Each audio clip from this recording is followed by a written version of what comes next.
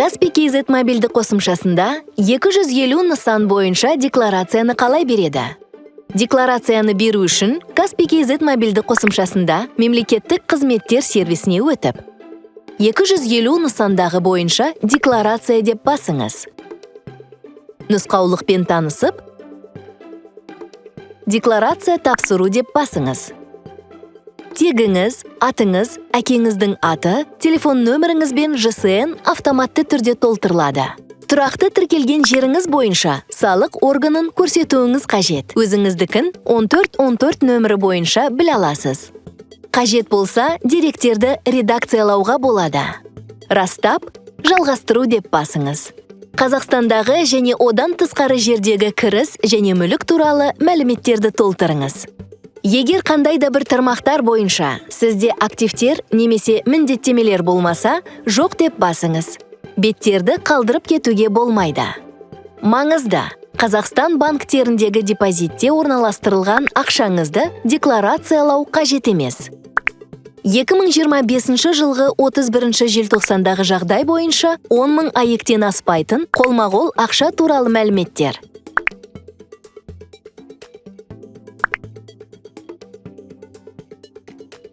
Жалпы сомасы 1000 аектен көп шетел банктеріндегі шоттар мен депозиттердегі ақша.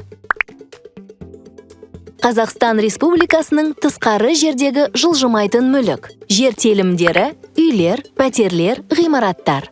Қазақстаннан тысқары жердегі көлік құралдары.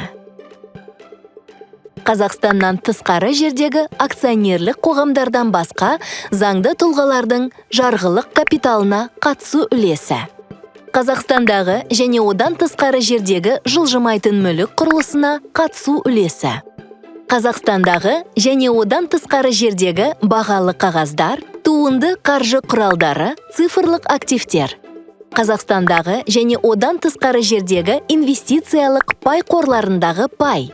Қазақстандағы және одан тысқары жердегі зияткерлік меншік, авторлық құқық, патенттер және басқасы. Қазақстандағы және одан тысқары жердегі бір данасы 3.864.000 теңгеден қымбат тұратын қымбат мүлік. Картиналар, әшекейлер, техника, асыл тұқымды жануарлар және басқасы. Қазақстандағы және одан тысқары жердегі инвестициялық алтын. 900 сынамадан бастап монеталар. 995 сынамадан бастап алтын құймасы, брокерлік шоттардағы алтын. Қазақстандағы және одан тысқары жердегі сенімгерлікпен басқаруға берілген мүлік. Қазақстандағы және одан тысқары жердегі жеке тұлғалар мен компаниялардың алдындағы қарыз. Оған банктердің алдындағы кредит, ипотека бөліп төлеу жатпайды. Қазақстандағы және одан тысқары жердегі жеке тұлғалар мен компаниялардың сіздің алдыңыздағы қарызы.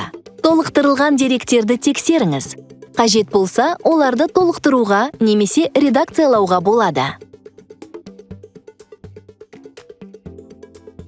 Растап, декларация тапсыру деп басыңыз.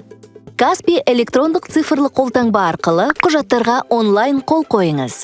250 нысан бойынша активтер мен міндеттемелер туралы декларация берілді.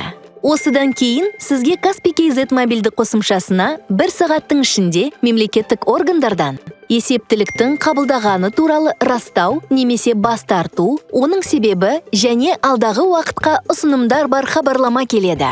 Егер сіз өтінімді демалыс немесе мереке күні берсеңіз, хабарлама бірінші жұмыс күні келеді.